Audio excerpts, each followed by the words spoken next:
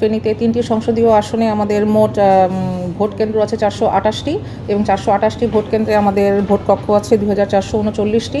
আমরা নির্বাচন কমিশনের নির্দেশনা অনুযায়ী আমাদের প্রিপারেশনগুলো শেষ করেছি। আমাদের ব্যালট পেপার সহ এবং অন্যান্য স্টেশনারি আইটেম যেগুলো ভোট কেন্দ্রসমূহে ব্যবহার হবে সেগুলো জেলা থেকে উপজেলায় চলে গিয়েছে।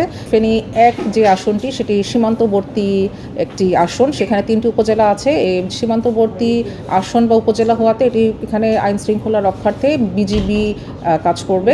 বিজিবি আর ফেনী 2 এবং ফেনী 3-এ আর্মি এবং বিজিবি একসাথে কাজ করবে। ফেনী 1-এ শুধু বিজিবি থাকবে।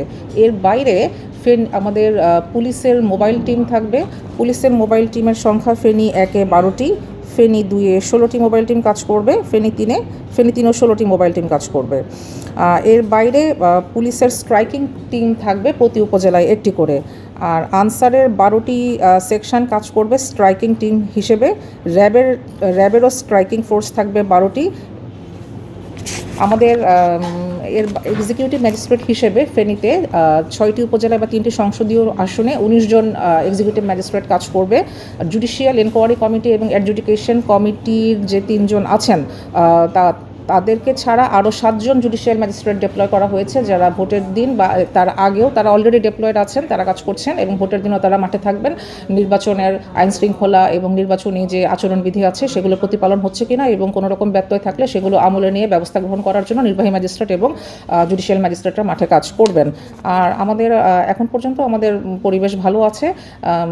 বিভিন্ন দিক বিবেচনা করে আমাদের ঝুঁকিপূর্ণ কেন্দ্র রিপোর্ট করা হয়েছে। ফেনী 1-এ 18টি আছে কেন্দ্র, ফেনী 2-এ 16টি কেন্দ্রকে ঝুঁকিপূর্ণ রিপোর্ট করা হয়েছে এবং ফেনী 3-এ 19টি। এই নিয়ে ফেনীতে মোট 53টি ভোট কেন্দ্রকে ঝুঁকিপূর্ণ ঘোষণা করা হয়েছে। আমরা আশা রাখবো, যেহেতু আমরা ফুললি প্রিপেয়ার্ড ইনশাআল্লাহ এবং সবার দায়িত্বশীল আচরণ এর মাধ্যমে সব পক্ষের সহযোগিতায় আমরা একটি সুষ্ঠু নিরপেক্ষ অংশগ্রহণমূলক নির্বাচন অনুষ্ঠান করতে সক্ষম হব।